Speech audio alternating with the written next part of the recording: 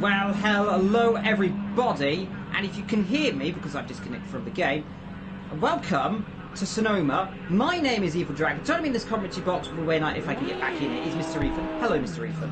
Hello.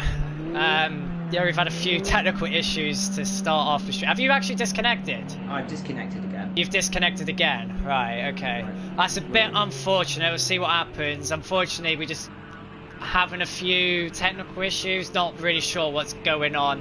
We'll see what we can do. Not a good start, is it, to this fabulous day? No, a very interesting day here on the world of project cars. Let's see if I can get back in. Looks like there might be some small PSN issues popping in now, but hopefully that will resolve itself in a few moments' time. But Sonoma, a circuit that hasn't been on the calendar for quite a few seasons. Last time we've been season 11, and a great battle back then with both the Davies brother Ollie and Matt having a titanic scrap back in season 11. Of course, back then that was me and Soup commentating, and those were the old days.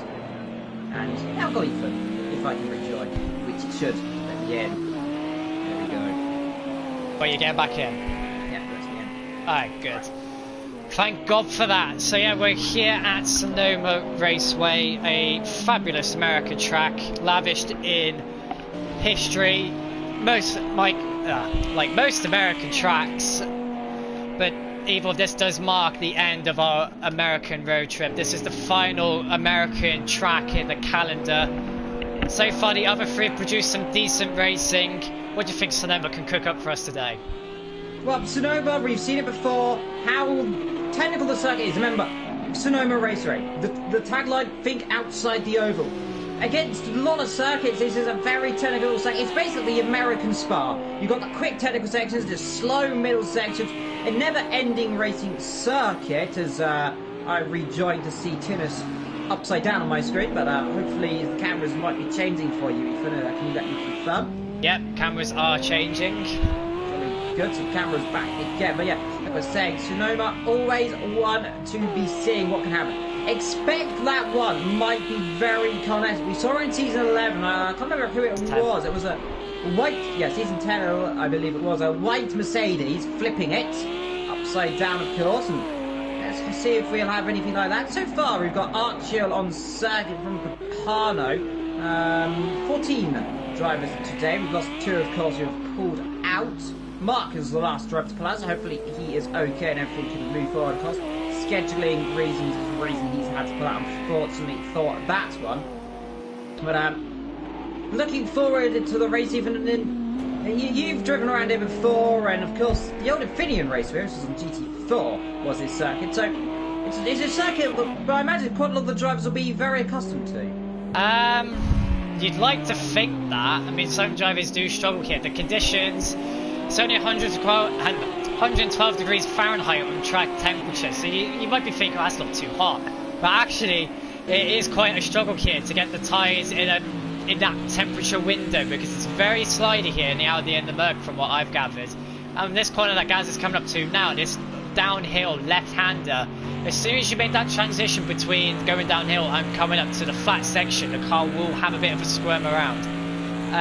But yeah, this track's very technical, a lot of fast left rights with some slow corners, uphill, downhills, big curbs, and that notorious nearly flat right-hander before the hairpin. Like you said, major accidents happening there in season 10 from what I remember. You can see just where I'm coming from about this slide. You see Gaz's rear end not sticking to the track like it would be at other circuits. Here they come through this very fast right-hander.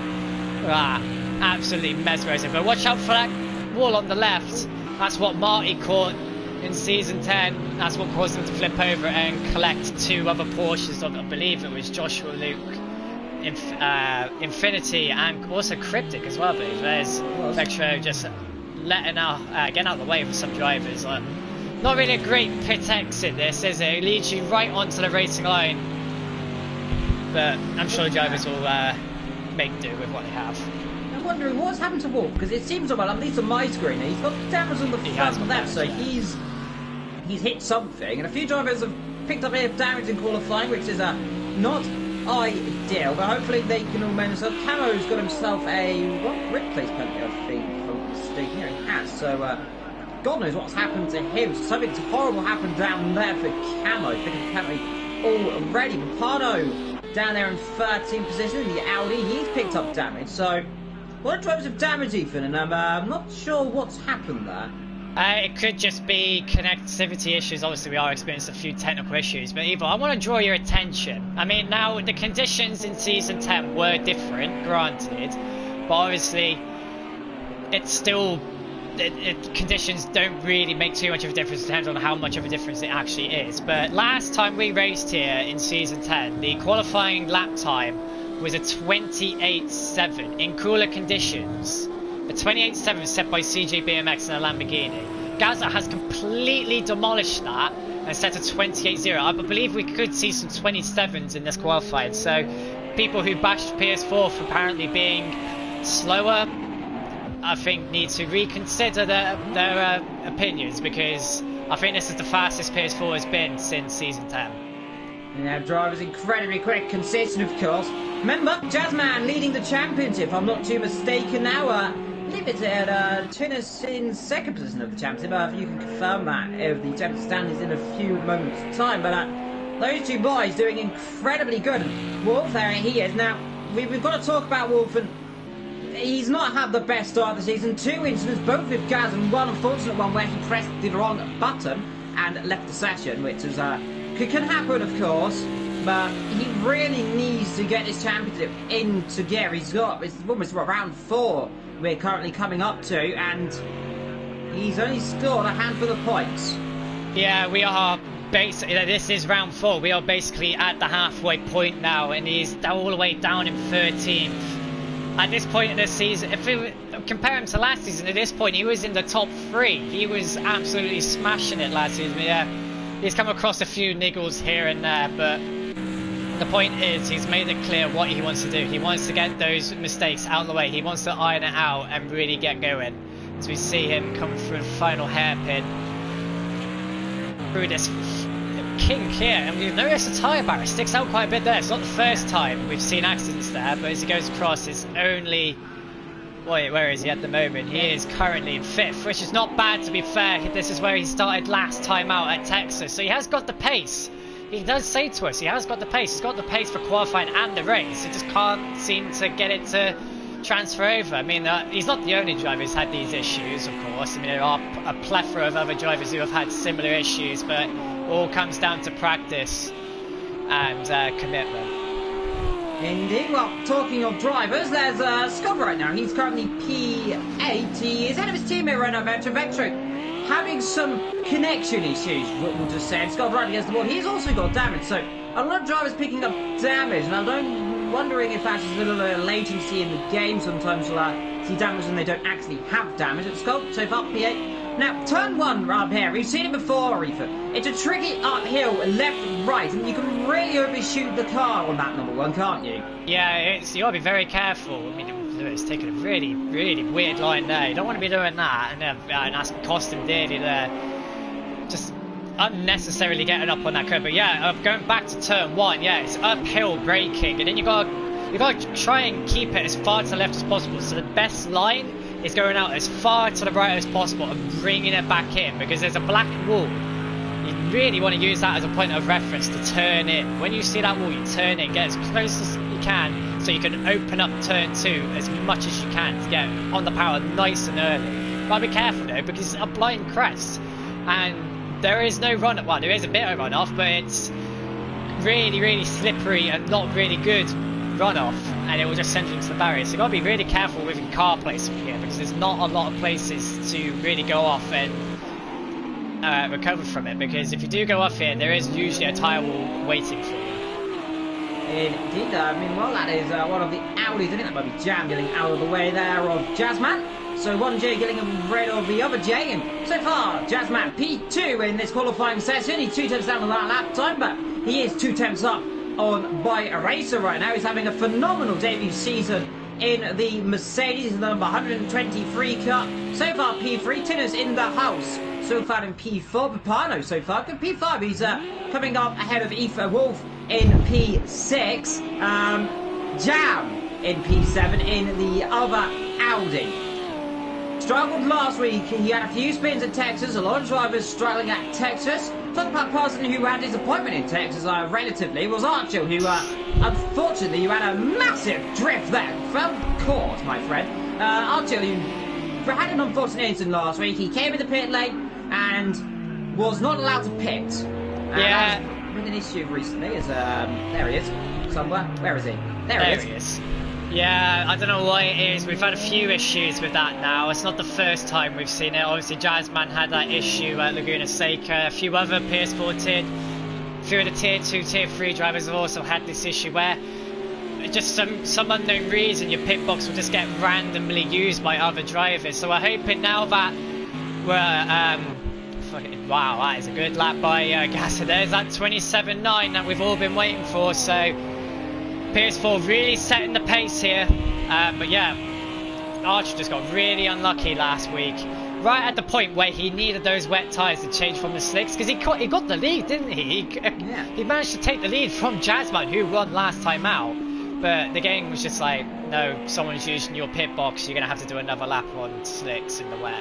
And so, yeah, he just retired. So we're hoping now that the tracks that we now visit from now on, the pit lanes are going to be long enough that nobody's pit boxes should be getting used. So hopefully these issues won't be occurring again and ruining people's races, because it really does ruin their race. Yeah, it does, unfortunately. Jasmine had it in Laguna Seca, and we've seen a few issues, like I said, Archer, last race of course, and they have got a rule, by the way, and we can talk about this. If you do have that issue where your pit box is filled, stop in the pit lane for 6 seconds. Now, you will unfortunately get disqualified from the session at the end, but they will account for that and restate your position if it is clear that you would have not been overtaken by another car. If I'm not too mistaken, which is a very good system indeed. Meanwhile, that was one of the Lamborghinis going a bit sideways. Meanwhile, Gaz across the line, does he improve? Yes, he does! Wow. 127.8. Wow. Right. What can Jazzman do? I'm pretty sure that's a full second faster than last season, season 10's qualifying. So that is absolutely phenomenal. But yeah, Jazzman, he's got some work to do. I mean, he currently sits in P1 in the championship with 2 wins to his name on 95 points, followed by his teammate Tinnis in the house. And it is Gazu who sits in 3rd position with 1 win and 2 P4s on 86 points, only 9 points behind Jazzman. And it's his teammate, Boy Raxa, who sits a little bit further down on 62 points. And then, I've got to say, at the start of the season so far, Vectro sitting in P5 currently. Absolutely phenomenal performance of him. Currently sits P5 with a top 5 finish at Laguna Seca and 2 top 10 finishes as well. So he's doing really, really well. Can't say the same for his teammate though, who is all the way down in P10 with 27 points. Yeah, been a rough season back in the Audi for Scold. Meanwhile, your former teammate, Mr. Wolf, is currently in P6, which is okay there for the Mercedes. I think he's the 2nd highest Mercedes after the 3rd highest Mercedes after Gaza and Boy Racker there. And Boy Racer racing on hard as per usual. He's 5 temps down, and that just shows these top 2. They're incredible pace. Looks to me like Gaza will most certainly get pole position here. On this, we see a mega lap from the likes of Boy Racer and Papano, but everyone else really out of lap time. We've got Archer so far coming for the bottom of the circuit right now. The Lamborghini looking comfortable, not as comfortable as that Mercedes so far. He's 3 temps up the road from the highest, the Mercedes behind the highest Lamborghini. Let's see Archer through the last corner then. The beautiful livery, white and green. To the line, where can he go? Should really want to be getting ahead, probably be back P5. The answer is, he goes. It goes P5. P5. Wow. So, bang on the money then. Let's see, so we've got Papano coming through, just looking to see if anyone else improves. No, it does not downwards. So Papano, let's see what he can do. The number 28. Brilliant qualification for him so far. Let's see what can he do. Can he get himself up there ahead of EPR rating Archer, as it used to be called, or just out Archer? Of course, slowly goes as he improved. The answer to that is no. So we got Jam, I think, who's Scold will be the last driver to cross the line. I think the others have. So let's see. Scold, I believe, might be the last driver to cross the line here, unless I'm mistaken. See, Scold does not improve. through. So I think there might actually be a few other drivers on laps then. So we got Vectro, Coco, and Jam and Boy Raka. Coco and the Ferrari. Ferrari disappointing this season. It's not really been doing as well as we expected. Talking to Coco and that, he's been struggling with grip all season long. And again there, Ethan, more struggles for him. Yeah, Coco's had a few issues with the Ferrari. I mean, last season the Ferrari was absolutely phenomenal, but I guess that is down to calendar. Obviously, you know, some cars perform better depending on the calendar. That's why we're seeing a lot more Audis this season, because a few of the tracks suit that car, even though the only driver who's really, well, the only two drivers I'd say are excelling in that Audi are really Papano and Vectro, who are currently doing really well. Yeah, that's qualifying over. I've got to say, Gaz has absolutely knocked it out of the park there, hasn't he? I mean, just look at that. Absolutely phenomenal there. Yeah, absolutely Gaza, phenomenal. quickest in qualifying. And remember, qualifying as well. I think there is another. Jazzman P2, Baraka in P3, then Tinnis in P4, ahead of Archil in P number 5. Mapano in P6 in the other Audi there, the highest Audi on the grid, ahead of Wolf, who's going to be slightly disappointed with that in P7. Jam and Scold in P8 and 9. Scold, the Vatican driver, had a Coco in P number 10. Downwards from them, we have to Thomas in 11th. Kevin Myers in P12. Good to see him back on the grid. Vectro, disappointing in 13th position. And Camo, who had a time penalty down there in 14th position. Look, the cars look really beautiful sitting on the grid, don't they? It's quite a nice setting, this race. Nice hazy conditions in the early morning in America. The cars look beautiful sitting there. What's your favourite car in there? What's your favourite looking car in there? Oh, favourite looking car or favourite livery? That's the question. Well, favourite livery on your favourite car then. Oh, let's go for them. So Gaza, that's the iconic car that was on the last 2 champs in a row. You've got a lovely sleek design. We've got the ever so sleek green racing machine of Jazzman, ahead of Boy Racer, in a very simplistic livery as well. Do like Tunis' livery, Archil as well, very simple. Of course, you got the old original, the good old Papano in that beautiful black and red Audi. Can't love a black and red car. Wolf in that silver and blue, ahead of the other very simplistic, but so the simple liveries, even, they just look very good. Jam in the other Audi. Let's see what he can do today. We've got what to me now just reminds me of the McLaren IndyCar livery. I'm just going to say that. And then Coco, who's a Ferrari, and it's got flames on it and stripes, so it's cool. And you got Thomas, Kevin Myers in the Technicolor Dream Coat of the car, Vectro, and down the back, Camo in his green blob. Definitely the Ferrari, my favourite looking car, because I'm not biased. Yeah, there is a lot of very, very sexy cars on the grid. I think my favourite livery will probably have to go for Camo's black and green Audi. But here we go, the formation lap. Here we go. So obviously we have our lights and then a 5-second waiting period until Gaza is finally unleashed.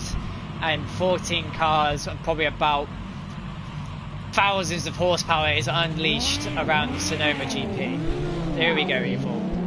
Well, this is the moment we've all been waiting for. Formation lap begins then. Sonoma, 40 laps of driving, 39 racing laps, and we've seen drama, we've seen excitement in the past here. We saw famously the Davies brothers fight it out in season 10. Now, will we see fighting again here in season 14? That is the important question. Gaza, he needs to get his championship on the run. He's so far, I'm thinking, about P3 of the championship. Caught out in a few mistakes last couple of races. That's allowed Jazzman, who relatively has been the most luckiest driver in this season so far. Inherited the lead last race almost because of Archer's issues, and inherited the lead in round 1 because of his teammate running out of fuel nearly. And you got Phil, he's very lucky. Well, I mean, obviously there's luck and then there's pure luck. I mean, it's just what happened. I mean, that's racing, obviously. I mean, Jazzman, we don't know what would have happened if Archer hadn't had that issue. Could Archer have won, or would Jazzman have fallen off? We don't know. We just honestly do not know what would have happened. Obviously, Tinnis, very unlucky to lose that amount of fuel that quickly. But We're only on round 4, Evil. There's still plenty of races to go, and we got the green hell next. That track will definitely, I feel, will definitely suit the Mercedes. Obviously, it was an Audi that won there last time, but it was a Mercedes that was ploughing through the fields and nearly came to win at the Nürburgring last time out. But here we come. A very quick formation lap, Evil. We're already at the hairpin. Is it all going to be clean through turn 1, or is it going to be an absolute catastrophe? Let's find out. We're getting ready, guys, for what is round 4 of season 14 here at Sonoma GP. Gaza on pole position with Jazzman, the current championship leader, with his sights set on another win today. Alright, here we go then, ready for the lights, and when the flag man drops, we're underway in Sonoma then. And a good start immediately from Gaza. Jazzman under pressure right now from Bayraka then. Bayraka, good start in the other Mercedes. Are we going to see it all nice and clean into turn number 1 though? Jazzman up the inside, almost collects that Bayraka, who just gets away with it there. Everyone I think clean though at the start of this race. Good start. Someone has gone off. Yep, Dylan's off. So that's Wolf Papano again in trouble with Papano at the back of the circuit. And we've got more carnage down in the middle. That is one of the Audis going off the road there. And already I've cursed it. And there already is drama. So Papano, Wolf in trouble. Jam with Vectro. And a few bit of contact there. That's Kevin Myers and Skull battling together. And Kevin Myers off the circuit there runs himself out of row. Be careful, there's another car off. Is that Thomas? I thought that was off. It was. So Thomas going slowly.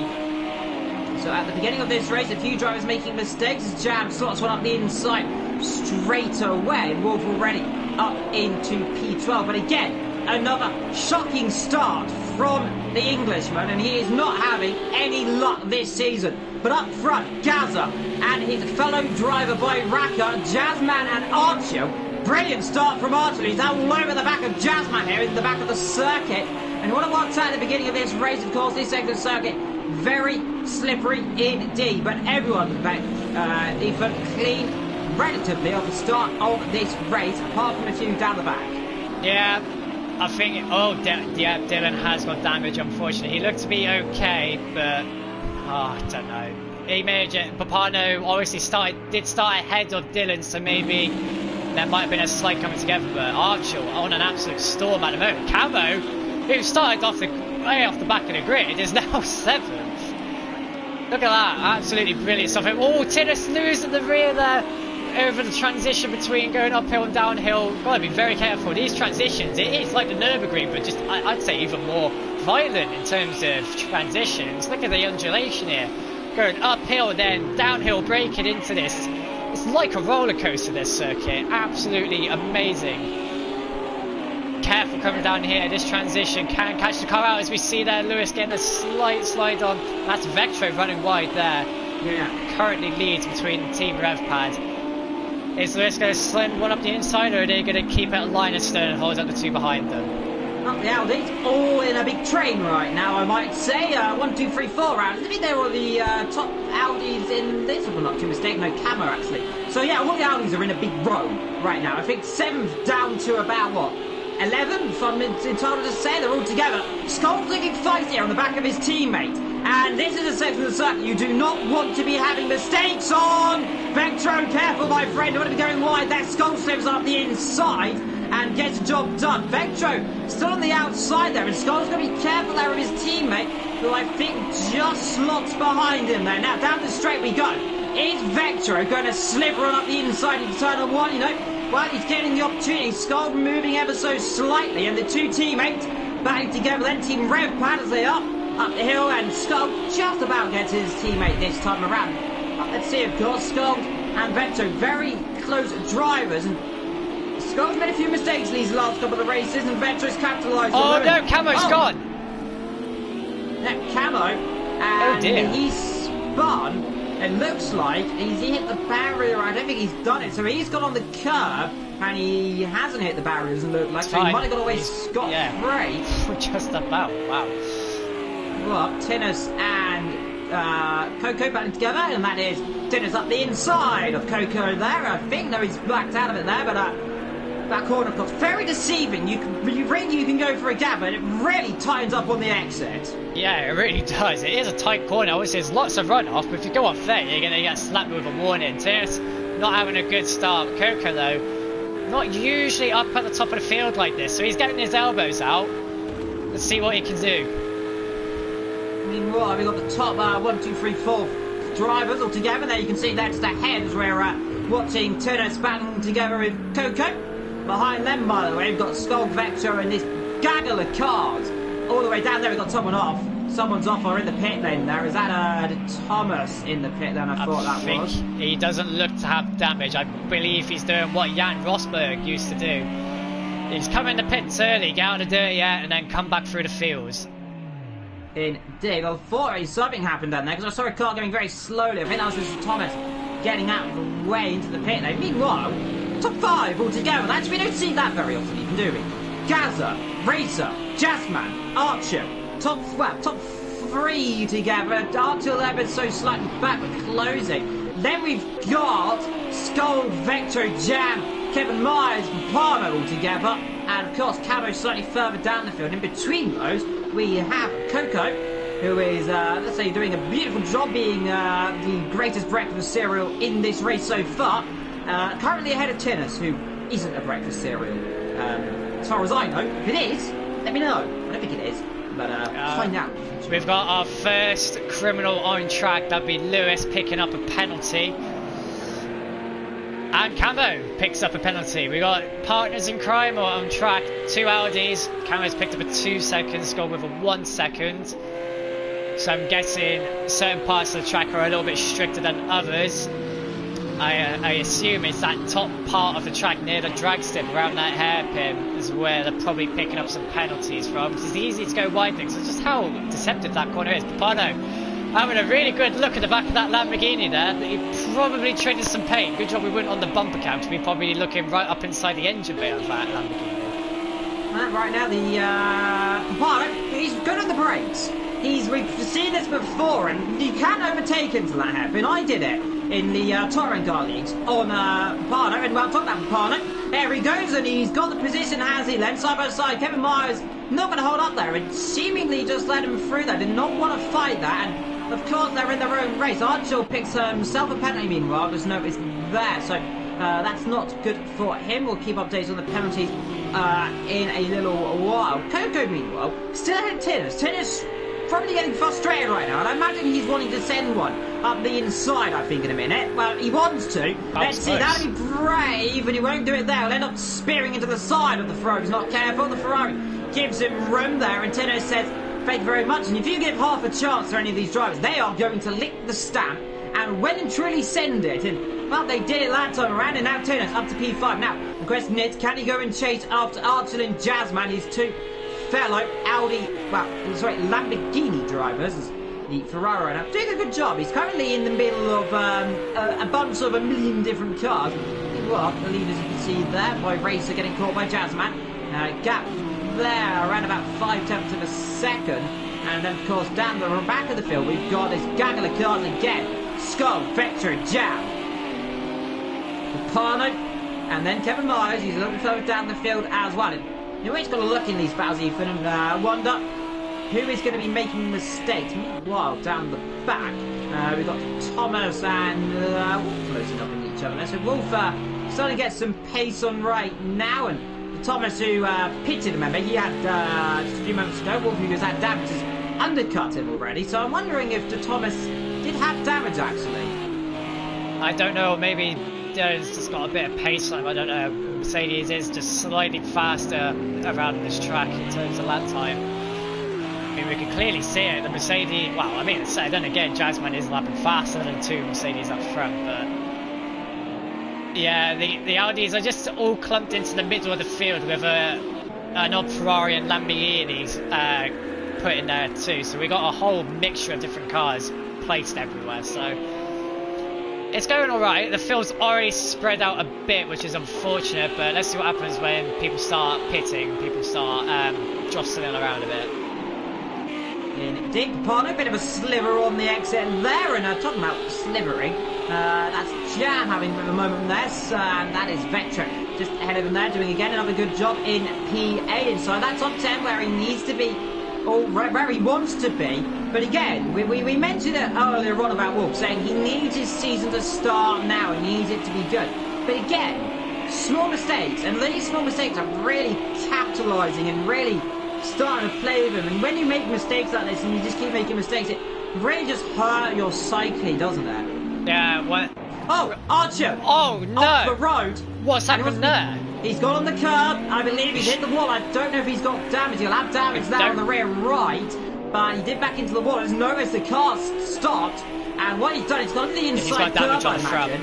Yeah, he's got damage on the front. So he's hit the inside curb and he's pirouetted the car around. And yeah, you can see front right, a little bit of damage there. And I don't know how much.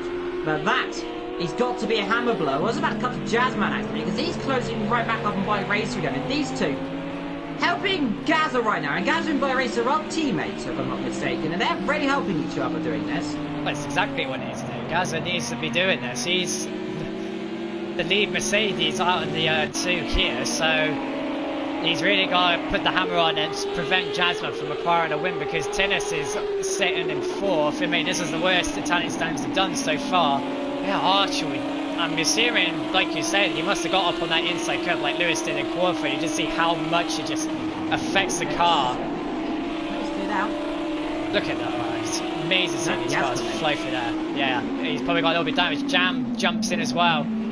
I think this is going to be the moment, Evil, where we start seeing a few people in. I don't think Archer will be in there for long, so you're not going that fast through that corner, and usually the car will bleed off some speed before you even get anywhere near the barrier, so he won't be in there for long, I don't think. So Archer has an opportunity for a recovery drive here. I mean, well, again, look at these top 3. They're all close together, and they've been within about 2 and a bit seconds of each other this entire race, which is incredible to say. If you look back, Ethan, you've got a huge gap down to water. That's Tinnis about 6-7 seconds behind there. Yeah, 6 and a bit seconds behind Jazzman. Then Coco, who's even further back, and we're starting to see this little trend where gaps start to form really big. Archil out again relatively early. I believe this time he did make his stop, so that is good. But Jam in the pit lane a long time as well. And Wolf is behind as well as De Thomas. You know what, back to this action up front. And you got to feel, where is Jazzman right now? Do you think he should try the undercut strategy? Do you think that's worth it? Or do you think that might just cost a bit more time? I don't know, he's probably thinking what are the 2 up front doing, or he's just applying a bit of pressure, or he's just sitting there just waiting it out. We don't know what these drivers are thinking. You see Papano looking on Vectro. Papano's got a lot of speed coming into this corner, but he's got a fat Audi sat in the way. He's looking brave on the inside. Be careful not to clip Vectro around. Doesn't do so, and I think he's just about through there. Vectro, bit of a sliver on the exit, it looked like there, and just could not get the throttle down. And that is how easy it is when you make a small mistake around here. He locked the rear right up and just suddenly slid into the corner. I don't know if Juan might have ever so slightly touched him, but either way, he got through pretty nifty. And behind him that's Kevin Myers. We're already starting to see our gaps veteran Ethan Thor. My apologies there. And I've got to wonder who's going to be the real winner in this race so far. Yeah, it's just a matter of just keeping the car on the track. So obviously the conditions are very, very sketchy. It's very slippery around some places, as we found out. A few cars were already spun out today. Yeah, you see Papano just put his nose in a position where Vectro could either carry on turning in or just back out of the corner and just sacrifice some speed, and that's how Papano was able to get through. He didn't really, I mean, it was just at the right point, because if he hadn't done that, Vectro would have carried on coming in, but because Papano had that slight bit of car just on the inside, it was enough for Vectro to be forced out of the corner. Well, talking about your penalties, by the way, Cameron's a 4-second Archer 2 and Scold 1. So, track limits definitely starting to play a factor in this race, whilst we're looking again at Vectro. And, well, I'll tell you something we haven't seen much of, is Scold. No mistakes today as he hits the wall, exactly when I say that. So, I suppose I do curse people, but he's not making mistakes right now. He's just closing up to Coco, and It's a good pace for the driver from very close to Birmingham. Yeah, he's got some work to do. I mean, he's been telling us how consistent he felt he could be and competitive he could be with the Audi, and that just has not happened with the car so far. He hasn't been anywhere near as competitive as really he should be and as much as he'd like to be. But yeah, let's just see what happens. Let's not jinx him or curse him, but at the moment he's doing what he needs to do. Just over a second behind Coco, and Coco doing an okay job as well. You know, the gap up front now starting to form, about a 2-second gap in the background there. That, I believe, that chilled all the way down there. It is, good spot. Now, we imagine he'll be, what is he, about 39 seconds, about, how long is it, about 33 seconds stop, so he should be clear of Jazzman's in. Is this the undercut? Yeah, that's the question. Now, by Rackula, we've seen it before, he'll stay out, and let's hope everything's good. It looks like, yeah, Jazzman, at least Jazzman's got his pit box this time, so everything good for him. No disconnections or no retirements in this race so far, as Scold continues on his journey now. He puts himself up ahead of P6 as Jazzman exits the pit lane there. This will be in all the places. He'll come out, I think, just behind Kevin Myers here, so he's got a little bit of traffic ahead. Yeah, it's a long pit, of course. It's for the IndyCar. He might actually, no, he might come out behind our camo right now, and this will be not ideal because he'll be very close to him. Actually, a little bit further back than I think, so he should be okay to be able to overtake all of them. They expect they should come in before he catches them. And now you've got to look and wonder, when are these top two going to come in the pit lane, Ethan? Wow, I mean, from that pace, they're lapping absolutely fine. I mean, Archer, though, he's doing exactly what he did at Watkins Glen. Lapping really fast. As you can remember, Archer spun out on lap 1 from the lead, I believe, at turn 1, and then he came back through. So he's doing the exact same as what he did there. Rinse and repeat, but I think Gaza and Boy will leave it out a little bit longer. I think they feel comfortable. He stays up for the time being. Now that pit entry, we've seen this before, and we'll be getting on board. You can see that the barrier is sticking out, and if you have contact out there in towards that pit lane, you're in a lot of trouble. And you know, I said we've not got any retirements. I've cursed that. Just had one, and I'm wondering who that is. Archel. So well, we were talking about him doing well, and now he's out.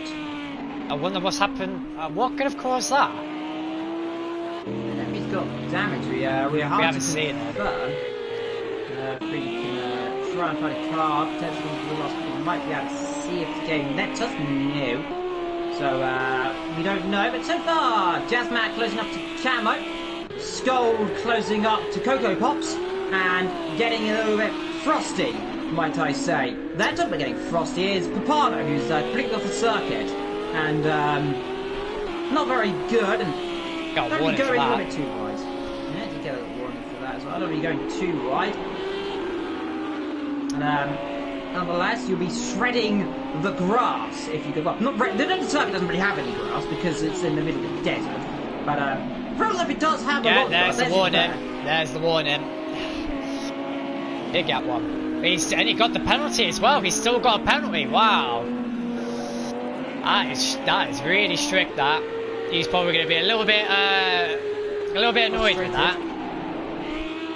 Indeed, I tell you, some person who I imagine is going to be getting probably frustrated sooner rather than later is Scott. He probably has to be getting a move on Coco right now, and Scold, who we've seen sometimes has had a tendency to make dives, make small little adjustments to the race, and it doesn't pay off. It has had contact before with other drivers, most famously at the Nürburgring, which are coming up next week, and of course had a few incidents this season so far at Laguna Seca as well, and had issues last time out in the circuit of the good old Texas, where he put on the wrong tyres. Right now he's looking feisty, and he's looking very frosty against those Coco Pops. Yeah. He's just sitting behind, seeing what he can do. Coco. Ooh, wow. Coco drifted into the corner. I mean, Coco's already had to battle with the driver in second place in the championship, so I think Coco is more than a match for Lewis. You see Lewis really later on the brakes. Needs to be careful though. Coco's just placing that Ferrari exactly where it needs to be. Just going a little bit slower. Lewis applying the pressure, moving out of the racing line into his mirrors. It's a good racing tactic, but he needs to be careful he doesn't actually jeopardise his lines going into the corner. The last thing Skold needs right now, he's in a good position, is an incident. He's looking for a top 4, well, not really a top 4, remember, because you've got a few drivers down the back, most likely to jump up like Jam, etc. But he's looking for at least a top 5 or 6 today, unless of course he makes a mistake. I feel I might have been dirt, yeah, there. Yeah, it's starting to affect him there. He's just slithering around on the brakes, of course. You can see, of course, the pad lines here. If we go into cockpit camera, we don't often do it, but you can just see, look at the lines here for these little corners. Look how kind of unsmooth it is. And then look at Coco here. You can see just how smooth the steering motions are compared to Skold, who is completely full on. That you can see is why I didn't see Pat and Will there. Well, talking about that, there's Papani catching up to these guys as well, and Vetro is starting to drop back ever so slightly. So Skold's going to be careful. He wants to be looking ahead, but he's got to have an eye looking back, I think, in a moment, because Papani got some real pace last time, 129 compared to these two 131. So they're getting held up by Dirty Air, I feel like, right now. Yeah, well, it depends on how is Lewis actually focusing on what's in front or behind, because he needs to be careful. He needs to be consistently checking behind him, just giving a quick glance behind, because he doesn't want to suddenly move and then find out Papano's on his inside and cause an incident. Yeah, Papano's got some pace, and he's going to be like wanting to get through this very quickly. As Coco takes a wider line there. Lewis tries to go for the inside. Compromised himself. Wow, Papano ramping off that curb. Yeah, he needs to be very careful there. That could have turned into an airplane accident now, or just spun him out. No, let's see what the Dirty Air is like here. Vetro. Papano's got 2 cars ahead of him. Backed off a bit. Yeah, he's backed off a little bit. I think he had a penalty accident. Here comes Coco. Yeah, Coco's better. Outscold keeps the position, and every time, for a second I thought he hit the wall there. That was him just turning out the corner there. Now we'll look down. Part of the next car here, of course, is that penalty. Vetro also now in P6, he's doing an okay job. Looks for a top 8 position today. Jazzman, he's climbing very quickly to these guys. He's only 30 seconds off the lead. It's about a 30-second pit, and I'm wondering, and he set the fast lap. He's going about half a second a lap quicker, and he's got clean air. I'm wondering, Ethan, has Jazzman got enough in him right now, as long as he doesn't make a mistake, of course, to overtake Gaza? He will definitely, I think, jump ahead of Boy Racker right now as well. So this could be very interesting indeed. Yeah, Jazzman is lighting the track up at the moment. We might have a similar situation to what we might have at Watkins Glen here, Evil. We know what happened last time these guys left it out late. It did really bite him where it hurts, leaving it late. But they do have it. I mean, Boy Raxer is lapping faster than Gaza at the moment, but he's not. I don't think he's in the position to actually make the move. But none of them are coming in. And I mean, Tennis is lapping just as fast as Jazzman, and he hasn't even pitted yet. So yeah, I think Gaza and Boy Raxer, who are both lapping in the 29s now, they are going to be in a bit of a precarious position as we see Papano. Lewis backing off on the racing line there. His controller is disconnected. His controller is gone, and well, that there is going to be very, very embarrassing indeed if that's a controller issue there, and that is not a very good place, and he wants to be retiring that car. He needs to get out of the way immediately. This is a very precarious position because I mean, Camo's come in, but he's out. Lewis is gone. That's things that should not be happening. Drivers not really looking at, should be trying to keep their equipment up to standard, and unfortunately it's bitten Lewis, and well, what was supposedly going to be a good race has now turned into horror. But and again, Ethan, another disappointing result for Lewis. He's having a torrid season. Camo in the pit lane meanwhile, and that's for his scheduled stop, I believe. But to retirement from this race, Archil, who we believe had an issue, and Skold, who has very much had an issue because he's crashed into the pit wall with Could have been very dangerous, that couldn't it? Yeah, luckily there wasn't in a group of cars near him. If that was another load of cars near him, that could have been an almighty incident, but that has got to be... I don't think I've ever seen a car like that. Meanwhile, let's see if anyone of these other drivers are going to come in the pit lane. I think Rapano, no, he's staying up for the time being.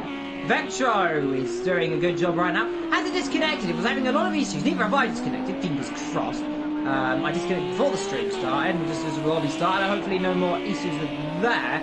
But Vectro, E5 right now. He'll be happy about this, actually, and his teammates again having trouble. But again, consistent. He's beating his teammates, and that's always good to see. And I'm wondering if, again, that might have been Skull. We've seen he's had a few control issues before, but hasn't had it all day. So I'm wondering, has that had a charging issue? Ethan, I wonder. We just don't know. He has said to us multiple times about the issues that his controllers suffer, but it's his own responsibility to get that issue sorted, and unfortunately it's plagued him during a race. I mean, we just have to be fortunate that it hasn't caused any major accidents. But yeah, Vectro's doing an amazing job. I mean, Lewis is what we'd consider now is nearly a veteran. This is his 5th season, and that has really made a foundation in the league. And well, he's not really having a great season. I mean, season 13 wasn't really a great season for him either. So 2 seasons in a row, it's not going the way Skull would like it. And Vectro, well, he's just doing what he needs to do. He currently has a very, very fast Jazzman behind him. Yes, going 2 and a bit seconds quicker of a lap. Vectro said he wasn't expecting to be near Jazzman, but I don't think he was expecting Jazzman to be closing up like a ballistic missile on him. And if I was Vectro right now, I'd be getting in the pit lane, which he does. Very early. That pit lane is very dangerous indeed. It's good to see Jazzman, you noticed that, and he's covering Papano, I think, now, so he's following Papano's strategy there, and he'll pass Scald, who's probably sitting there in a very damaged car, and he'll be probably wondering if that wasn't controller disconnecting or running out of charge, he'll probably be dreading that. Hopefully.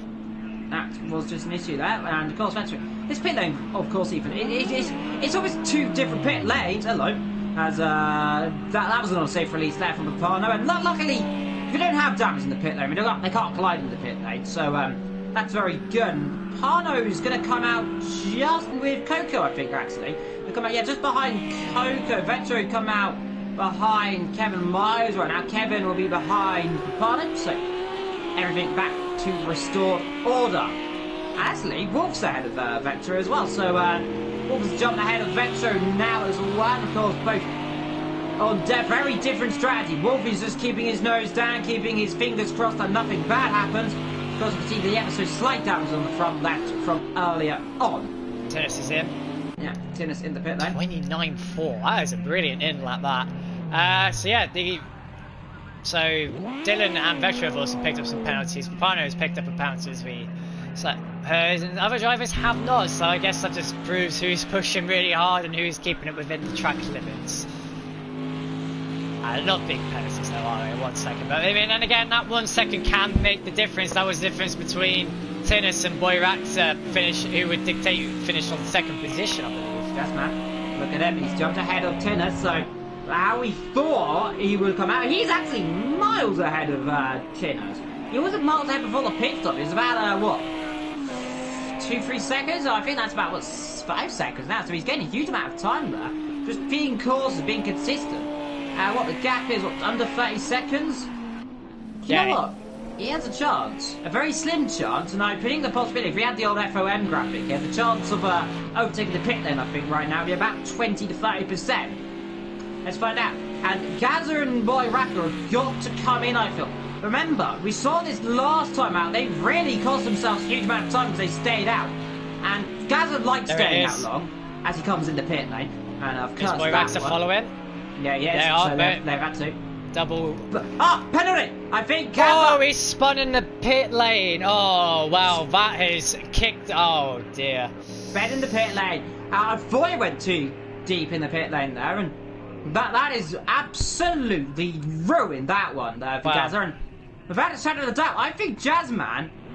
He's probably picked up the lead now. He might just gain the lead here. This is going to be awfully close. Let's find out through the last corner. It's a long pit lane for Gaza. If Jazzman can catch Gaza, Boy Raxus does not stand a chance. No, Jazzman's done it. He's gonna Jazzman's done it. Very close, to be awfully close. Oh, around the outside then, just on the exit of the pit lane, he's got the lead then. Here, oh, he's gone wide ever so slightly. This might allow Gaza to fight back. And Gaza and Jazzman, two titans, and Gaza looks like he's struggling with no grip out there all of a sudden. And Boy Raxus just got himself right there at Tinnis. I mean, he was covering off Tinnis and Gaza. I think he knew he had to cover off Jazzman. And he just sped a little bit too much, and that speeding cost him the lead, I think. Oh, it definitely has. I mean, it was quite clear, even if Gaza hadn't got that penalty, Jazzman was going to overtake him. But if Gaza had any hopes of getting a win now, I think 90% of that hope is now gone, unless Jazzman has an almighty accident. Indeed, meanwhile, we've got Tennis battling away with Boy Raxus. And that's the battle there for P3 and 4 in this race so far. Looking down the field, we've got Wolf there and P9. Again, you've got to feel sorry for Wolf. He's having a torrid couple of races right now. Dylan's just not having a great season. Just getting collected in issues. I mean, obviously, you know, it happens in real life. Some drivers can get caught up in these issues. We don't know what happened between him and Papano. We would never know. It was outside of our camera shot, the main accident, but we saw him off track. So we'll just find out at the end of the race. But I really hope Dylan can somehow just reconstruct his season from the halfway point. Just get this part swept under the carpet and just refresh, reset, and get going again at the Nürburgring, because that track is really gonna settle whether. Oh, that's not the way I want to put it. That's really going to be the turning point of the season. That track, because it's such a big track, 25 kilometers. That really can make the difference there. Yeah, 25 of the finest German countryside you can see anywhere in Germany, and the 25 probably best kilometers in any racing circuit in the world, because I think it's the longest racing circuit ever. Meanwhile, in the background, you can just see that is Coco battling with Papano. Those two definitely closing up together. That's the battle there between P6 and 7. Papano with that small penalty, and Ferrari doing okay today. Well, I slated earlier saying it's not doing the best, but it's currently in the middle of the field, directly. I got a feeling Papano might want to be slithering right up the inside in a few moments' time. He's not careful, and again you can see it looks to me that he's got a bit too deep there, but he'll get away with it. And that little double right-hander, and you really don't get an opportunity on that second bit unless you're very, very brave. Well, I mean, we do remember though. I mean, either Matty D or Ollie D did go around the outside of someone there, so it is possible. It depends on how much commitment you want to do. We worked out the reason why Lewis had his accident. A skybox turned on, which in the result meant his screen turned to black. Technical issues, but still really shouldn't be happening, but it is what it is. But yeah, Jazzman, looking at his pace, he's already pulling away. Absolutely phenomenal stuff from him. Boy Raxus, I don't feel he's going to be chasing anytime soon. But yeah, Coco, like you said, you did give him you did give the Ferrari a bit of a slating earlier, but he is out driving that car, I'd say, for this track. Vectra about his pace. Very nice indeed as well. So all these drivers in what you'd consider the underdog cars are really actually outperforming, should we say. I'm trying to figure out right now. Yeah, so if the race finishes like it was right now, Gaza will finish P4 in this race, because the car behind that, Mr. Jam, is in a bit of a sticky situation right now. He's miles behind the car ahead, and he's miles ahead of Papano and Coco. And while I did say Coco was battling together with Papano, well, Papano's just gone and got ahead of them. So switcheroonie there between those two fine drivers. Now Coco is probably going to drop back a little bit. It looks like the Audi definitely a little bit more comfortable a few moments ago. I say that, it has just gone off the road, and I think that might just be a warning. And he's lifted off in the worst place possible. That drivers need to be really careful where they decide to lift off these warnings. It's not really the most ideal place to do it. Right on the entry point of a fast corner where drivers are not going to be expecting you to do it. Yeah, that can get pulled up sometimes depending on what the driver thinks of it. But yeah, it looks like Papano's got away with it. Yeah, I think Coco again also had a small mistake as well in the middle sector. But everyone doing okay. No real major issues for any of the other drivers though. And it's good to see everyone's just keeping themselves in their own mind. And you know what I said there was no issue? That is Camo, and he's hit had a the big wall. impact. And has he picked himself a penalty as well? I mean, he hasn't. So what has happened to Camo? And he's trying to find his pit box. There they are, the ghosting boys, and he's out the session. His car's turned off. Yeah, he's out the session. And that is not good. Staying down to 11. Yeah, a lot of retirements this race. Not the action going on so far, but looking on to the rest of the season, we've got Nürburgring next week, and of course it's not the 90-minute race, that is the race after, is it not? Sakito. Yeah, Sakito, 90-minute race, yeah. Which has always brought up some very intriguing driving. Last time, I can't remember the last time it was in GT3, it was season 11, was it? Season 10, it was a long time ago. Season 11 was the last time I remember driving that.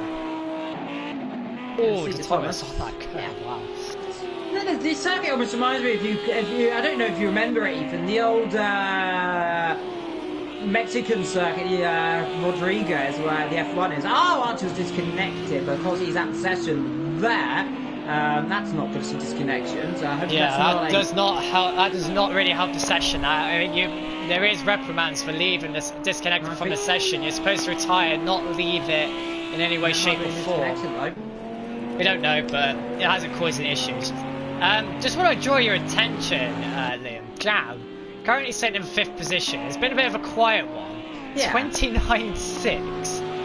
I don't know where this sudden burst of energy has come from, but his driving has been impeccable so far, and he's just doing what he needs to do, like many of these drivers are, but he's out in the middle of nowhere just doing phenomenal laps. It's just a shame he's about 10 seconds, 11 seconds behind the closest driver to him. Yeah, I mean, literally 10 seconds to come behind, pretty much. It's he basically right now might as well be doing quali laps, because he's going to be driving. When you're into this kind of thing, you get yourself in a rhythm, and it really helps sometimes. Compared to when you're battling, you kind of slow down. But when you're on this rhythm, you really start build up. But right now, I'm saying the top 2 are doing quite good laps. Top 3 are very close together. They're all separated by just under a tenth of a second. They're all separated by 16 and a bit seconds. Remember, right now, if I was Jazzman, I wouldn't really be bothering if Jazzy comes up to you and tries to pass. Remember, he's got a massive penalty. It's not going to matter, because we will enjoy the battle if there is one. But I don't think there'll be too much of a fuss between those guys. And like I said, Sakito earlier on. Always a circuit that we've seen very dramatic racing, and it utterly brings out a spectacle of driving because it's used for the evaluation for the time trials, isn't it, Ethan? Quite oftenly. So drivers will be very accustomed to that if they've done the time trials. And the last time Sakito was used, I believe, was season 12 or 11. It was the last time it was used as an evaluation track or a time trial track. So yeah, drivers will be accustomed to it, but it has got rain set in on that track as well. So the Japanese typical weather will be making its presence once again, which is always a good thing. I don't believe Sakito has too many puddles. We obviously didn't know how many puddles it had, because obviously we raced in the dry last time we raced at Sakito. But yeah, Sakito, very, very nice track. Obviously a attempt of Slightly Mad Studios' own version of Suzuka without the hairpin. It's an alright track, isn't it? It's not... It's a good attempt at a really, really, really good track in real life, but it doesn't sit high in my top 10 tracks. Yeah, of course, the last section, absolutely brilliant still. The flat section out of what would have been what is the Spoon Complex, through what pretty much is 130R, and then the old, pretty much, the original last corner around Suzuka, which is very similar to the one it is at Quito. So I suppose in some essences, a throwback to the past as well. It's very fast. And you know what's got to watch out there around that circuit, because if you go and make a small mistake and cut the corner a little bit, you are, let's just say, having a bit of an accident, aren't you? Because those sausages, they're vicious little buggers, and they will kill you, won't they? Yeah, they're very, very high safety curves on the middle of the tracks to stop people cutting. It's not the curbs you need to be worried about. It's the pit entry, because it's literally right on the exit of a corner where you're doing about what, 140 miles an hour, and you've really got to slow down, because it's really it's a bit of right and then a bit of left and a bit more right and left. So it's not exactly a nice straight or simple pit entry. It's a really nasty pit entry. So yeah, we'll see how drivers get on with that, but before they think of Sakito, they've probably got in the back of their minds the peril and probably fear that is the green hell. I mean, I absolutely adore that circuit. I'm kind of disappointed I couldn't race this season to drive it, but it's sure going to be a lot of fun commentating on the drivers, seeing how they navigate such a beast of a track. Indeed. Well, looking in the chat, by the way, I can see your comments going in. Got a question to you, Ethan, from S. Clark, saying, Ethan, why did you not race this season? And I suppose you can give that answer. There's not a lot of action going on the circuit right now. So yeah, the reason why I decided not to race this season purely based down to I just no longer have the availability of my schedule. I have enough time to commentate, but if I wanted to drive, I would be able to do no practice, and that would just make me what I think is a danger on track. So I'd rather not be a nuisance on track and get in the way of people and just do something that I've never really done much, and that's commentating. So far I'm actually quite enjoying it. Indeed. It's always a pleasure to have a co-pilot. I haven't had it for quite a long time, because every time I do, they have issues or do not for the season, unfortunately. But it's good because it gives my voice time to not hurt.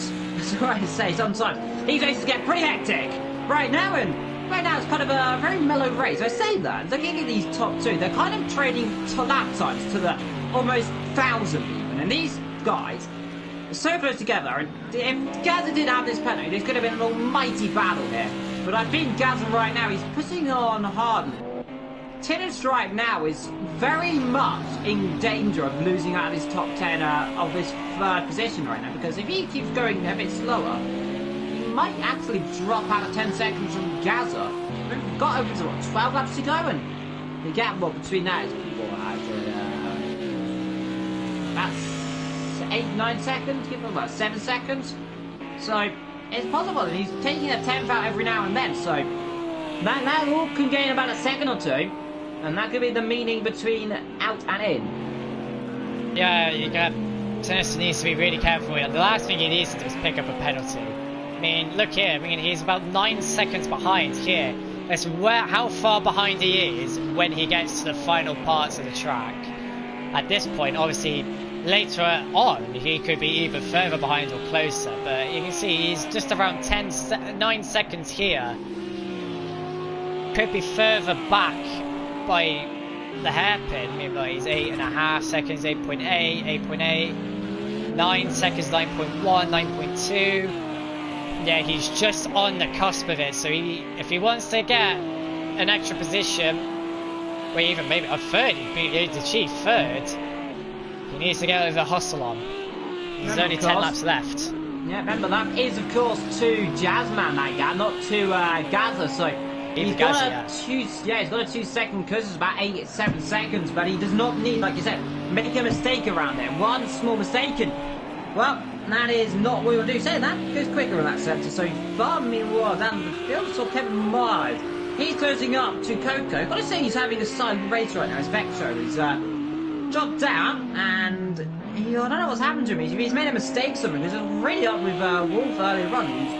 Again, look at that time. He's a second quicker than Wolf last lap. Wolf slowest of the lot, so I think he's made a mistake last lap. And Vectro, he must have had a penalty, I believe. Really struggling out there in the Audi, and it just doesn't seem to be suiting him today. It's not his favourite circuit. He's never really enjoyed it. He didn't enjoy it last time, and definitely not seemingly to enjoying it again. Because next time we go to Nürburgring, and I think that'll be the first time Vettel's raced at the Nürburgring. I believe.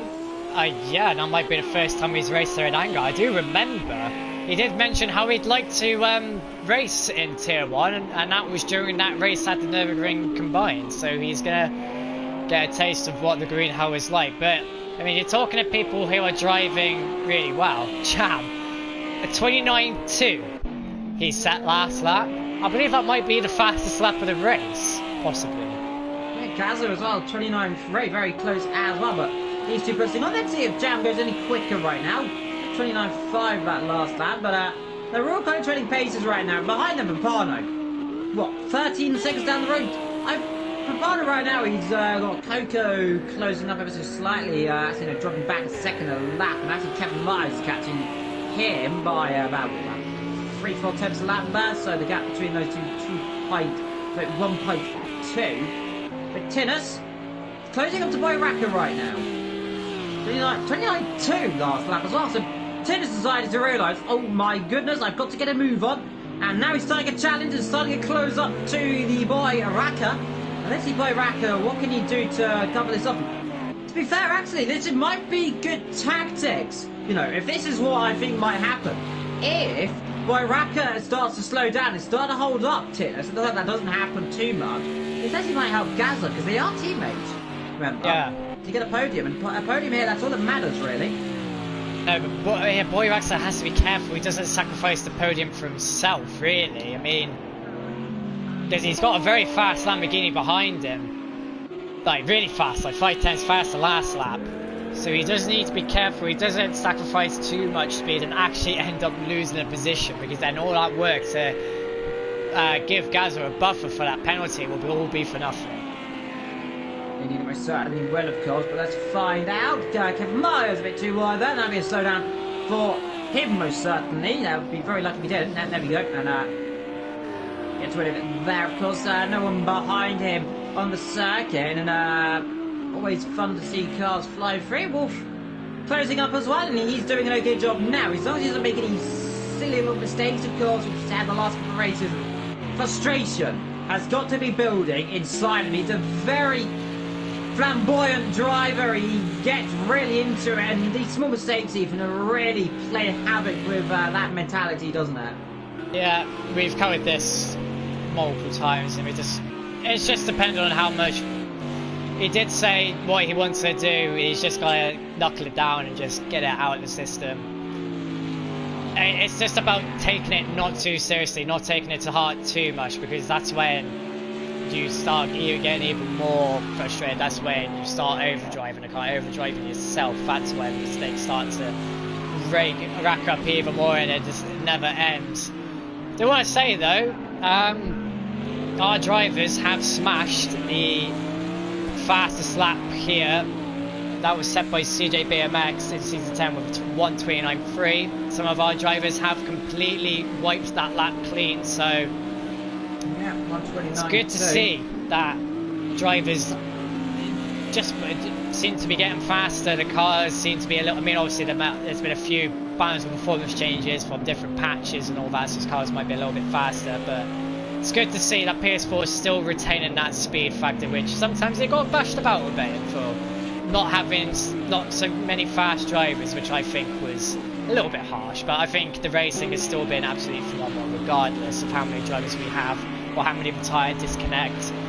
Doesn't matter about the quantity, it's all about the quality, if I'm honest. Unfortunately though, this race has seemed to be rather a procession right now, unfortunately, which is been a little bit of a trend these last couple of races, and it's just these technical circuity for these American tracks do not suit these GT3 cars as well. Watkins Glen was, I think, the glaring example of what was a good race.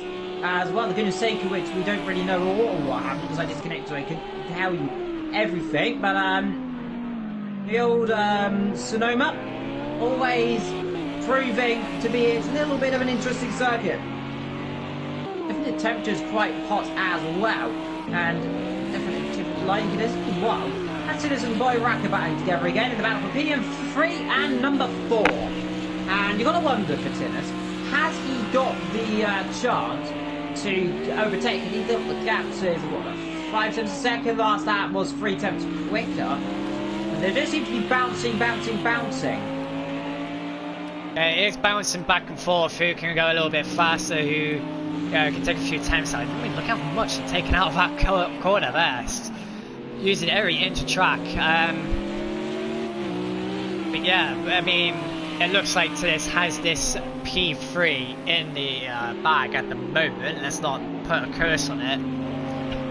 But yeah, I see what you mean, Evil, though, with these American tracks. I mean, Watkins Glen, a staple track for GT racing. I mean, there is a ton of GT racing that goes on at Watkins Glen. It is a phenomenal track for it. Laguna Seca, also doused in racing history, obviously still using the IMSA WeatherTech Sports Car Championship, where a lot of GT cars do race, GT LM and GT Daytona, which is technically GT3. It's the exact same class.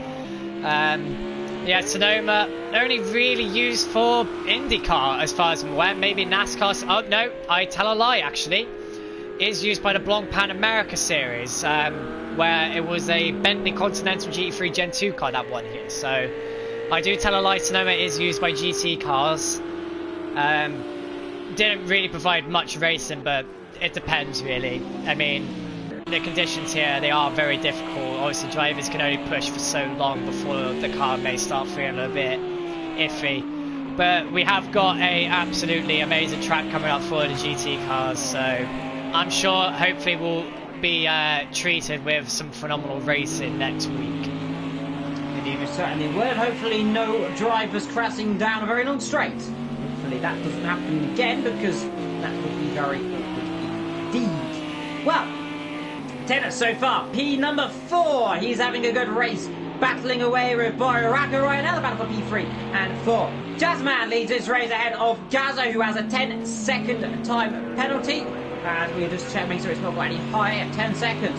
Just about 2 seconds behind Jasmine Moreno, who said 29.2 that last time. He now takes the quickest lap of this race. I like Jam at 29.2.213. Even quicker. So, the Audi doing a good job so far. Pano behind in the other rally. Lonely afternoon for him. He's 14 and 9 in a bit. Taking out of Cocoa Pops, who's ahead of Kevin Myers, who's coming to eat him for breakfast. The Skittles car, might I say, almost. The technical raincoat. Wolf, who is closing up on these guys ever so slightly. He's taking about a second out of Kevin, but I don't think he'll catch him too much for the end of this race. Vectro, lonely afternoon for him down there in 10th position. Rather disappointing race for him, and to Thomas, who was caught up at the beginning of this race, has had absolutely no luck at all. Yeah, it's been quite a lonely couple of, well, we're just about an hour or so, an hour or more, for some of these drivers. They just have not had the racing gods bless them. Maybe if they acquired the number 44, they may be blessed, we never know, but so far it is Tinnis and Boyraxo who are putting on the show at the moment. Gazza and Jazzman aren't really changing by the looks of things. But yeah, we're into the final few laps, Evil. What's this going to do in terms of the championship? Because I think this is really going to kick things off now. This is nearly we're basically going into the halfway point. This is where things do start getting more serious, because with only 5 races left, if Gazza wants to make a championship stand, he's going to have to absolutely thrash it at the Nürburgring with what is possibly the best car for the situation, but depends how well he can lap the beast that is the Green Hell. Well, we got to look. Jazzman are likely to take about, I think, a 7, 8, 9 point lead in the championship standings right now, if my maths are correct, which they usually aren't. Gazza right now P2, to move on to P2 by Racer and Tinnis P3 and 4 respectively. Jam right now, I think, might jump ahead of Vectro in the championship standings. Vectro so far P5 in the championship, but looks like he's scoring very little points today. Wolf really looks like his championship hopes have been absolutely dashed. Very surprising to see where he can go, if he can even get himself up to the likes of Vector in the championship, because he needs some decent podiums now from on. And Wolf, very good driver at the Nürburgring, so hopefully for him we don't curse him like we have the last 3 races when we say he needs a good race. Hopefully next week he doesn't have the same little tingling issues he's had these last couple of races. And of course, he's on a new wheel as well. Do you think that might just be playing a slight factor in this, even the reason he's making these small mistakes? It could be. I mean, some would say, "Oh, just get over it. You know, work it in. You know, just get used to the wheel." I mean, it's all preference, but I don't think Dylan thinks it's the wheel. He's never said it's the wheel. He just thinks it's himself, and that he needs to get these mistakes out of him. But in terms of championship evil, it is a 6-point gap between Jazzman and Tinus, and that's going to increase this race. It's mainly Gaza though who's probably going to suffer a lot here. It's currently 9 points the gap, and that is going to dramatically increase after this race. That could probably be about a 10 to 15 point gap now. So Jazzman and Tinus, they're looking really good for the halfway point of the season, but it could all change from there. Usually it can be totally different for these drivers. They may have had a great first half of the season. For all we know, Evil, it could go downhill from there.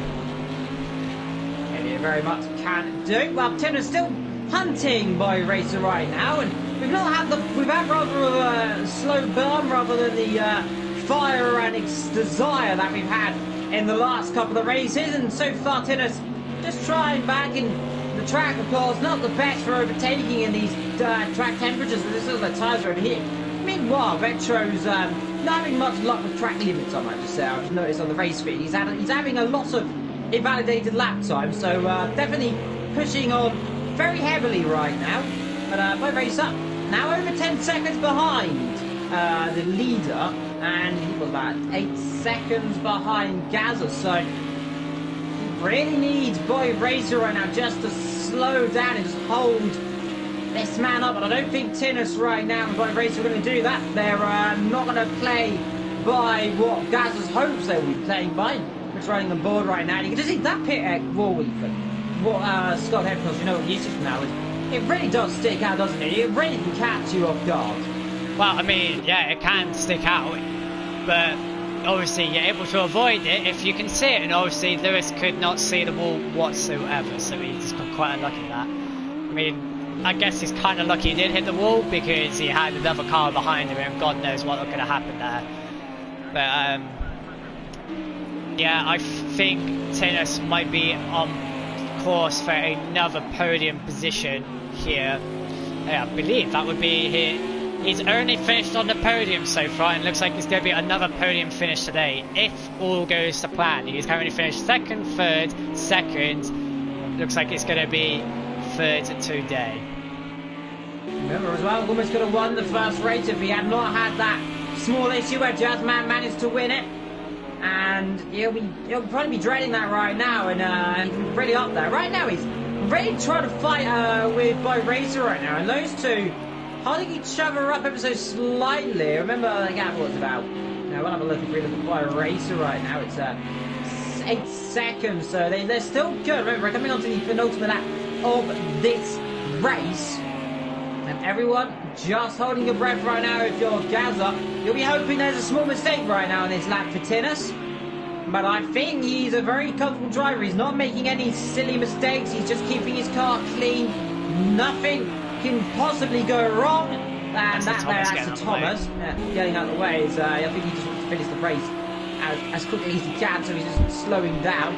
But he's having a dreadful race down there. He's 32 seconds behind Vetro. He's caught up to Wolf, but not by enough. And we start the final lap of this race. Tinus battling away with Boy Racer right now, but I don't think it'll be enough for Gaza to claim a podium with his penalty. So it looks to me like it'll be Jazzman, Boy Racer, Tinus and Gaza. Unless, of course, never count your chicken, something happens on this last lap. And that is always a possibility. Behind them it looks to be that Papano very much will be a very fine sixth position because no one's near him. Jam will be in 5th position. It looks like coming for that one.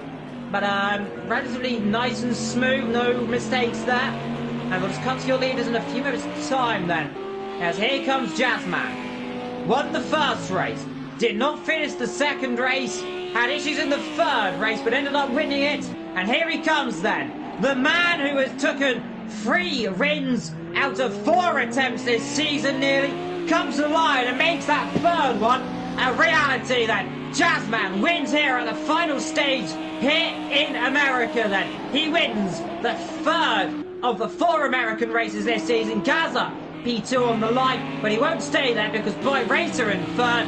Tinnis should be 2nd and 3rd. And they're not. Oh, wow. He's kept it. How has he done that? And that had to be a thousandth of a second. There must have been. I'm quite surprised, but yeah. Jazzman did finish round 2, just to correct you there. He did finish round 2. Yeah. He finished 4th. Yeah, that's another win to his name and does extend the championship lead, but not by as much as what we'd think now, because Gaz has finished on the podium, surprisingly, with a 29.1. I believe that's the fastest lap of the race. So Gaza has got that extra point just to keep things going. But Coco, absolutely amazing race for him. Comes home to finish 7th. Jam and Papano doing really well with 5th and 6th. Kevin comes home across the line for PA. Dylan, disappointingly 9th. Could have been more. Vectro, another top 10 finish. It's all well and good there, and that is the end of that. 40 laps done here at Sonoma Raceway, and under a 10th in the end. Wow, that was close. Gaza, lap time 29.1. Took 6 tenths that lap away from Tinnis, and Tinnis caught up behind by Racer at the end there, and Gaza really and truly sent it to Mars. And let's look at that. So 29 to your winner then today. Jazzman by Racer, Gaza, Tinnis, Jab, Papano, Coco, Kevin, Wolf ahead of Vectro, to Thomas, Camo, and Scold there. P13, Archel, P14 in this race, and the only other retirement as well. And even if you can try and get some of these drivers in, if you can. Yep, I apologise, people, for the lack of audio, because I have now exited the game audio. Well, the game picture anyway, but I'll quickly get the drivers in.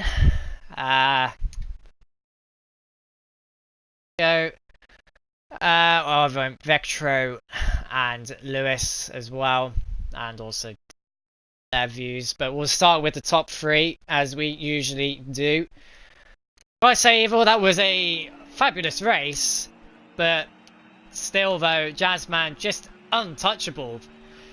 That's 3 wins, and he concludes the final round of what we'd say is the American road trip. He concludes that with another win to his name, as we start getting some of our drivers into the commentary box, just waiting on our top 3 if they do join. Just a phenomenal race, wasn't it? But phenomenal. I mean, drama, excitement. It ran all the way up to the end, pretty much. A bit of a procession in some places, but really you've just got to feel for these drivers as well, as you'll lead away, Ethan, I suppose, this time around for the interviews. Yep, just waiting on some more of our drivers. Still, though, wow, 5... literally just under a 10th between Gavza and Tinnis there. Absolutely phenomenal. Well, let's start with our winner. Jazzman, absolutely untouchable during our American road trip. That's 3 wins out of 4 of the American circuits. I believe this might have been the first time you've raced at Sonoma in full anger. Is that correct?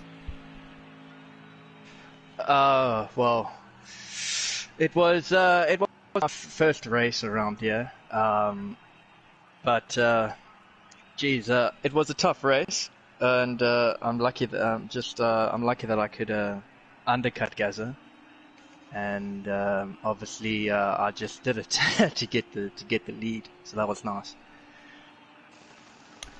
Yeah, we did see you pull off the undercut and then just went from there. 29.2, not the fastest lap of the race, but still you've got those points that you so desperately need going into the halfway point of the season. This is where it is now make or break. So congratulations to you, though, an absolutely phenomenal race from you. Moving on to our second place finisher, Boyraxer, just doing what needs to be done. I don't think the car had the pace today. I mean, you looked very fine out there today with a 29.4 for your fastest lap. It's very nice, but just was it enough to keep up with Jazzman today? Yeah, well, the goal was just not make any mistakes and try to be as fast as possible on the first part of the race. I was just hoping to keep Jazzman behind, and then once we pitted, the goal was more on tennis. I knew Jazzman had more pace, so that's why I didn't pit straight away. And then as soon as tennis pitted, I pitted as well. Fair enough, obviously. There's only so much you can do with the resources you have, and Sonoma, not a very... I wouldn't say it's a very nice track for the Mercedes, but regardless, you got the car home with no penalties and taken second position. Moving on to your teammate, Gaza. Fastest lap of the race, 29.1.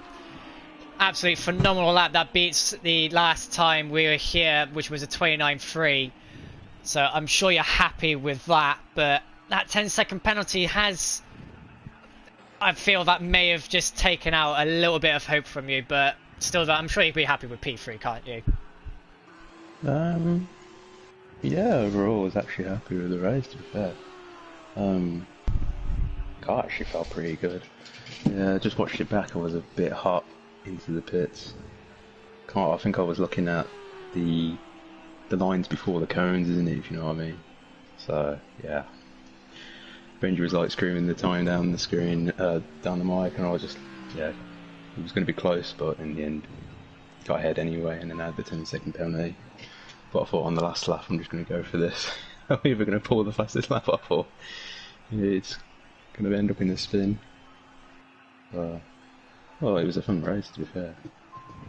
That's good to hear. Well, we do love seeing drivers send it, and it looks like it's paid off. You got that extra point that could make the difference towards the end of the season. But congratulations to all three of you. It was a very, very entertaining race to watch. Literally a 10th between you and Tinnis, Gaza, so I'm sure you were sweating a few bullets there, but a sigh of relief surely now. But congratulations to all three of you, and now you've got the green hell to look forward to. Yeah.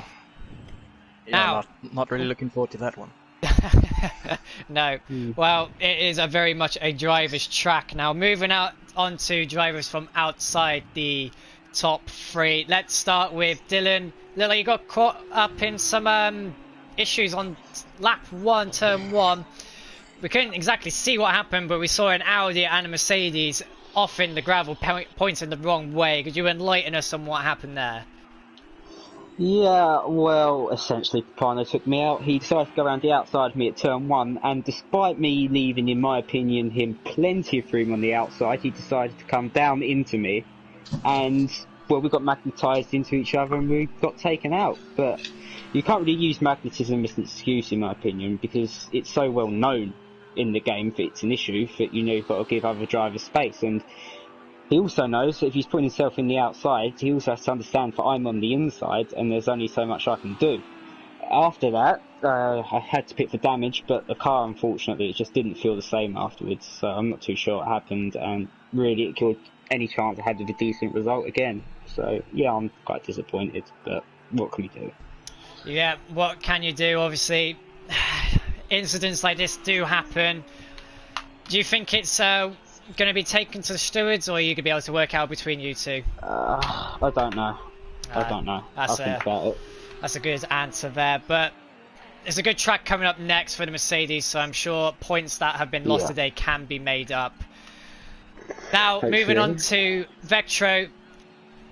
To be honest, a decent drive from you, another top 10 finish to go in the books. You're probably hoping for more today, but I'm sure you can't complain with a top 10 today. Just a really, really tough race. Nothing really interesting happening, to be honest. I'm actually very, very disappointed about my pace. It was pretty consistent for T1s, but I mean the second to last 10th position is just. Well, I was hoping for better. I was hoping to catch up with Wolf at the end. I did catch up a bit, but not enough to get by. Yeah, well, regardless, you have outdriven the car multiple times, and I think today is another example of that. I mean, your fastest lap was a 1:33, so if that's some consolation for you, I think your pace does shine. Wasn't bad. But regardless, there's only so much you can do, and I'm sure next race will be much more Hard. It's got to be harder than this one. well, we'll see. But well done anyway. Now, Lewis, moving on to you. Me and Evil were actually quite impressed with how you were going. You were running, at some point, P4, I believe. Your car was running very well. And then you came across a technical issue where you just had a black screen. Obviously, you enlightened us what happened, but regardless, can you just tell us of how your race was up until that point? I was enjoying it. Just when I crashed, I was going to pit, hopefully get the undercut on Coco, but obviously that didn't happen. But I was quite happy with the car, actually, for once. Fair enough. I mean, obviously, you have stated that you felt you could be more consistent and competitive with the Audi. It's not quite happening so far. I mean, today could have been that redemption, but unfortunately, that did not happen. Do you reckon it could happen next time out, though? Do you reckon you can get the Audi to perform like it did in Season 11, where we saw an Audi take victory at the Green Hell? If I can get a setup right, and yeah, I hope I can. Well, I'm just a bit annoyed. Yeah, well, heat in a moment, but I'm sure you will forget that as quickly as you can. Well, well done to all of you drivers. It's been a very good race, and I'm sure you're looking forward to the Green Hell. Very much a driver's track, so we'll see what happens, but I'm sure it's going to cook up a lot of good racing and a lot of drama like it did last time we raced there. Evil, any words from you? Well, all I've got to say is I've got a few questions. One to Jazzman. Were you surprised to see Gaza behind you with a penalty? Well, I mean, the race was. I mean, I had to risk it and pit in early and see what happened. And I could see I was catching Gaza, but I thought maybe I just didn't quite do enough. But it was really close between me and Gaza. But once after I overtook him, I looked at and I saw 10 seconds, which obviously took a lot of pressure off me, and then I could just drive it home because. Yeah, I knew I didn't have to risk anything with Gaza with a 10-second penalty. Yeah, indeed. And to Gaza, end of that race, how was the tension of just seeing that gap just on the last, 200 metres just go up to 10 seconds to fourth? How did that feel? Relief. Man of many I was words. looking at everything at the end. Yeah, so kind of annoying, really, but yeah, I kind of conceded it. When I seen him coming around the outside of turn one and picks it, I thought that's not much point actually, fighting too hard. Cause, yeah, unless he threw it off the track. Yeah. You know what I mean? He's not gonna do that, is he? So I thought I'd just try and go as fast as I can. Yeah, and what I was saying is, Ethan mentioned about Wolf earlier on, and because of say Wolf, I had a little bit of a scrap with Vector in the middle of that race, and it's going to feel quite nice racing with someone you know quite well. Yeah, it feels quite nice. I mean, you know how they race as well, so you can race kind of harder with someone who you race with quite a lot outside of the league. So yeah, it was quite fun actually, because apart from that, it was quite a lonely race for me. So yeah. Yeah, it was. And talking about the end of that race, dropped back a little bit, and it just seemed to struggle with pace. So you had quite a lot of corner cuts. You seemed to struggling with slowdowns out there. It wasn't really slowdowns, to be honest. It was I had one slowdown at the start. I was in 10th, No, I was in ninth, and I had to take avoiding action, and then I had to return to the position 10th.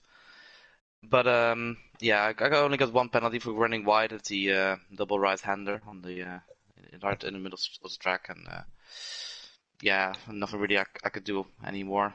Just the pace wasn't there, so I couldn't get more than 10th. And Scott, of course, another disappointing result for you, of course. This one, not completely out of your hand, technical issue, and we hope that doesn't happen, of course. And next week's the Nürburgring, and you've had fond memories there. So looking forward to returning to the place of your most infamous moment in history. Words of many words there. I'll just make sure my sky remote's not behind my head. Yes. And looking forward to hopefully finishing that one not upside down, I hope. Well, I didn't last time. I finished on my wheels. Maybe not the same wheels I started with, but... Yeah, of course. Drama, excitement, of course. Nürburgring, a circuit. That's not the 90-minute race. I wish it was, because, of course, more laps around the Nürburgring is always the better. And more fun, of course. Only 7 laps around that massive, beautiful green hell. And then, of course, to Sakito, where we will hopefully see a lot of drama, because Sakito, turn 1, it always ends well. But, of course, Ethan, have any final words to you? And actually, question to you, Ethan. Driver of the day, in your opinion? Driver of the day, definitely gotta be Jam. His pace, even though he finished 5th and he'd set a 29.2, just out in his own little world doing what he needs to do. So yeah, Jam takes a very, very easy driver of the day from me. But yeah, absolutely phenomenal race today, and I'm sure we're gonna get plenty of action tomorrow. I wish the race was tomorrow. Someone's just hurt themselves on stream. Congratulations to you. But yeah, I think it's time to round this stream off before the blues and reds arrive. So congratulations to all of you guys. And good luck next week. Thank you. Bye-bye. Need it. Evil, any final words from you? Yeah, well, my driver of the day... gotta be Coco. A beautiful job there, and I hope you're okay, Lewis. By the way, that sounded like that hurt. I hit my ankle bone off a metal cup. I'm fine. Well, How did he manage that? It was on the floor and I kicked it. well, that's I think the first I think we've heard on stream, ladies and gentlemen. But in the final words, Funny moments I've been compilation. evil. Ethan has been Ethan. Skull's Cup has murdered him. Until next time with the Nürburgring, where hopefully Skull's car doesn't murder everyone else. We'll see you soon. Until then, take care. Goodbye.